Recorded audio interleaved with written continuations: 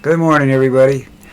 When I click this thing to start recording, there's like a 2 or 3 second delay, so that's why if there's nothing there, just wait a couple seconds, it'll come on.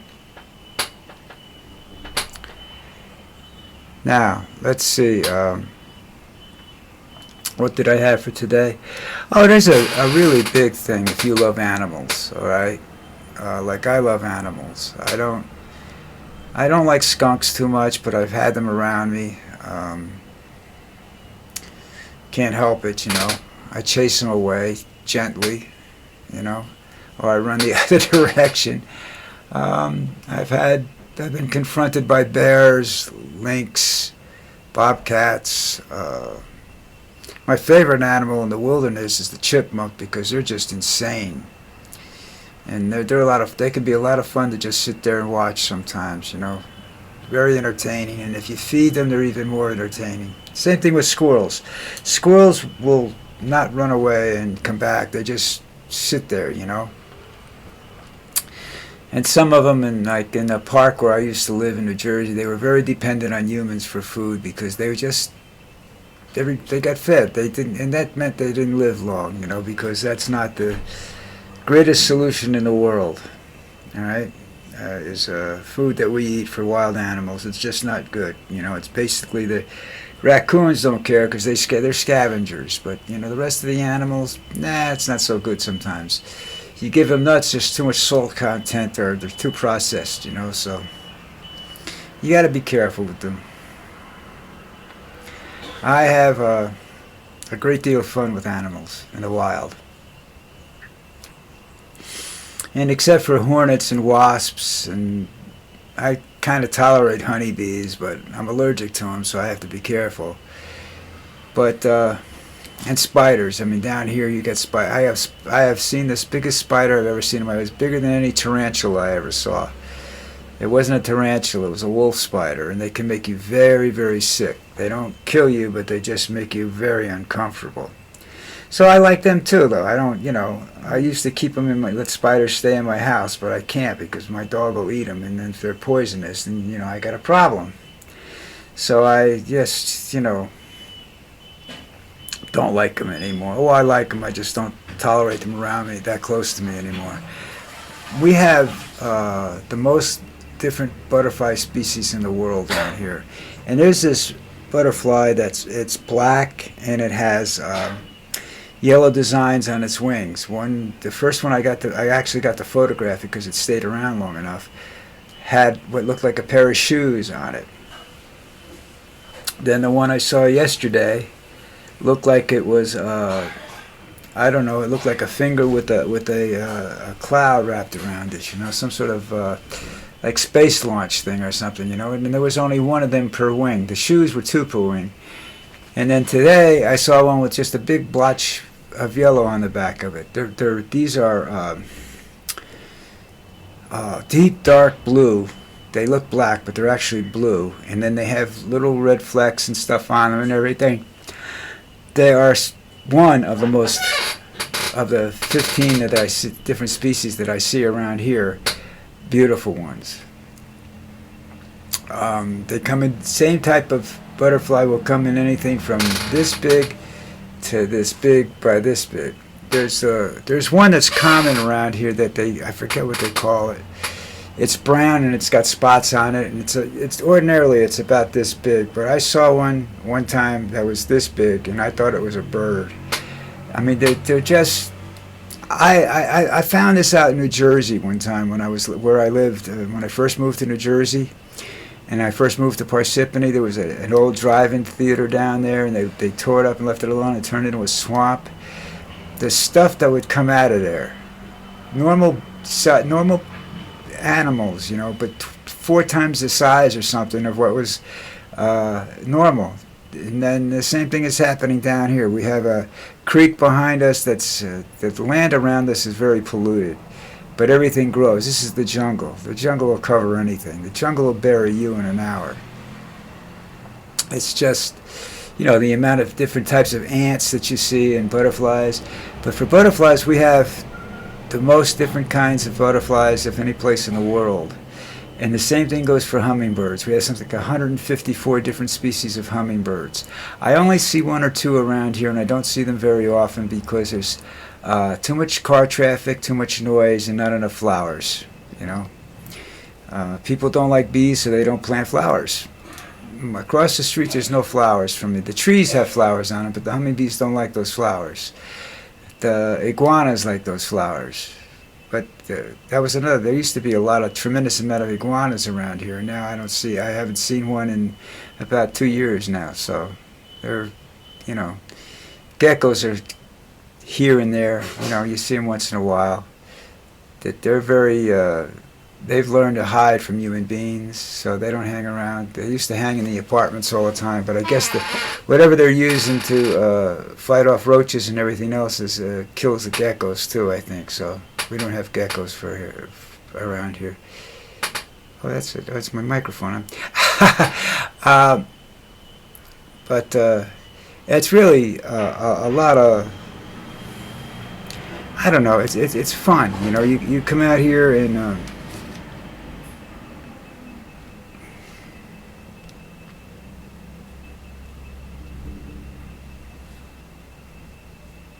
it's just it's fun, you know. It's to see all the different animals. They did something down the bottom of the hill, and they let these assholes come in and they harvest this plant for the horses, to feed the horses. Something about they owned the property originally or something, so they can't do anything about it. Used to be a giant horse ranch or something, all this property around here. So they still own the rights to use the land. And they harvest this plant all the time. But there used to be, you could walk down the sidewalk down the bottom of my hill in front of my house and go to the bottom of the hill and see 50 to 60 different types of butterflies. From the tiniest little butterfly like that to the biggest butterfly like that. You know, and now it's a little more difficult. We have a monarch migration that comes through here. But they're going to build right in the path of the migration, so I don't know what's going to happen to that, you know. They build everywhere. I think they're slowing down a little bit because there's been some slides around, earth slides around here, so that, you know, maybe the ground they're realizing the ground isn't stable. A lot of the ground that looks like it's a mountain and stuff like that is like you go up to the top of the hill and there's a mound on the top of this mountain. This hill, and everybody says, well, I wonder what's underneath there. Well, it's debris from the buildings, and the grass just grows up through it, and then eventually they roll it or whatever. They combine, you know, work it so it's not all rocky and everything. They'll throw more dirt on top of it, but it's not stable ground. So, you know, you can tell when you walk on it, it's not stable. Right now, there's 6 of the biggest ant hills in the world you want to see on top of that. They're leafcutter ants. We have them. They're fun. They're fun to watch. They're dedicated, hard workers. They'll walk what would be a couple of miles for us carrying a leaf that's, you know, like us carrying a pound barbell or something, you know. They're amazing little insects. It's an amazing world down here, you know. And it was amazing when I lived in America too, but it was more animals than it was anything else. Down here, well, we used to have these 2 beautiful, what I call them birds of paradise, that used to come through once a year. I saw a Colombian cardinal one time down here. The area across the street from me is between 2 developments, and there's a creek runs through the middle of it, and it's about as wild as you can get in there. There's possums, squirrels, just about anything you want running around in there.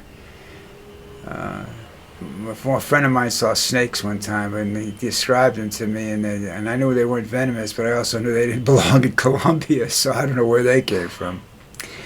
All right, moving right along along the same line of conversation. The movie Superman came out. Now, I haven't seen it, and I really don't know about it, but apparently there's his dog Krypto is in. I know all about Superman, but I don't know about this movie. So, I know who Krypto is and everything, and the dog Krypto's in the movie, and they, I guess they adopted him or something. I don't know how this came about, but anyhow, and all of a sudden, got a tremendous amount of interest in dog adoption. Now, this has happened before. This happened during COVID. This happens every Christmas. Kids get puppies. In the months that follow, the puppies disappear. Now, what happens to them, I don't know. People move or whatever, I don't know. But I do notice a lot of stray dogs till about this time, despite now that they've pretty much stopped. But just stray dogs everywhere. You know, and they're not dangerous. They're domesticated dogs, but they're afraid of people because I guess they've been mistreated. We had a pit bull thrown out, big ass dog, really big, much too big for me to take into the apartment. And I didn't have a dog at the time. Was thrown out of the car. The guards told me the story. The dog was thrown out of a car. The dog came down to the guardhouse and just sat there. I have a little guardhouse. It's nothing big. It's basically just some place for the security person to sit. He checks the deliveries that come into the building and whatnot. So anyhow, the dog would sit there. Didn't leave, So he fed it a couple of times. And then because he was afraid of it getting hit by a car or something, he put a rope on it and tied it to the gate, and the dog was there. And eventually he adopted the dog. But this happens all the time on the street. People they either jump out a lot of dogs just jump out the window, I don't know, to get away from the owner, or they want to see what's going on. Some of them get hurt, some of them don't. A lot of dogs are adopted by the stables that are at the end of my street and everything, because they keep the horses calm. Like there's one horse that walks with a black German Shepherd all the time. And when the horse is in the stable, the black German Shepherd is there, and they come out and they walk all over the street together. The dog doesn't shit in the sidewalk. The horse does, but some animals have better manners than others. But that's part of this is the interest that keeps me here. It's all the animals and the dogs and everything. I've seen every kind of dog I bet you I saw in my 30 years in Parsippany, or 38 years in Parsippany, whatever it was. I saw maybe one Dalmatian. I see a Dalmatian every couple of weeks or something around here. I saw a Newfoundland, all right, big, gentle giant of a dog, gorgeous dog, very gentle. Not made for an apartment, but the guy lives in an apartment. I've seen more Dobermans that are just silly. They're friendly and silly, Lucy doesn't like Dobermans. I don't know why. Antonio did. She was very friendly with the one I am still friendly with, but strange because Lucy is the predecessor of Dobermans and miniature pinschers. But then you also see what you don't see everywhere else, because you hear of they don't adopt black dogs in America because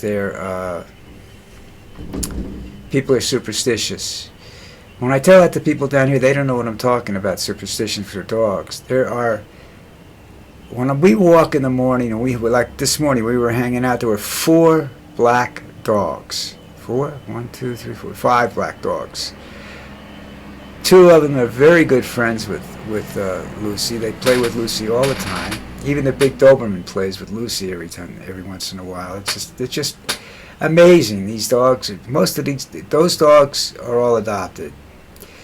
Like Lucy has a very good friend, has one eye. A Cocker Spaniel that has one eye. Lucy just comes over and tries to lick it to make it better. That's Lucy.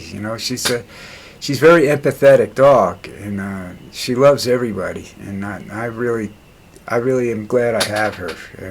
She keeps me grounded. But you'll see black dogs, more black dogs, but they are fads down here. When the French Bulldog became a fad, there were about 50 French Bulldogs living in the area. In just about a 200, 300-yard area of the house. But there are not that many around anymore. We have several what I call mutts, but they call them, they're crossbreed dogs. You know, they're, you know, best dogs in the world. You have, in my building, I have a golden retriever that's got a heart condition. And this young girl takes care of this dog, loves the dog. Lucy loves this dog. Like I said, she's very empathetic. She goes over and licks its face, and they're very friendly to each other. And you know, it's like a great thing when they see each other. You know, I think it's the only reason I take Lucy out at night. You know, because she gets a chance to see this dog. But people that have dogs care about them, the most part. There are some people that don't. You know, there's a Labrador next door to me that just doesn't like anybody, and I don't know whether it's the owner's fault, but the owner used to punch her in the rib cage every time she'd start to go near another dog. So I think that's the problem there. All right, listen, you know, this was different this morning, right? Talking about the animals down here and the dog population down here. But if this thing in the United States is a big thing, and your kid wants to adopt a dog, sit the child down before you. I want you to adopt dogs. Oh, I don't want you to buy purebreds. I want you to adopt dogs. They're the best dogs on the planet. Rescue dogs. But make sure this is going to be a forever. You don't want to have this dog for 2 or 3 months and then either have to either let it go or take it back to the adoption agency, and they usually charge when you bring the dogs back, so that's why people don't let them loose, you know. All right, so anyhow, this is the end of the day. This is Friday for me. This is it for me. I'll be here tomorrow, but I won't be here Sunday, and I'll be live Tuesday. So, please subscribe to this, and I'll try to do more human interest type stories, and you know, get away from politics as much as I possibly can, because it's disgusting right now. You know, it's like 1933, and I'm actually there watching the rise of fascism. All right, listen, I will talk to you tomorrow. But in the meantime, subscribe, like, comment, whatever you want, but do something, please. All right, and I will talk to you tomorrow.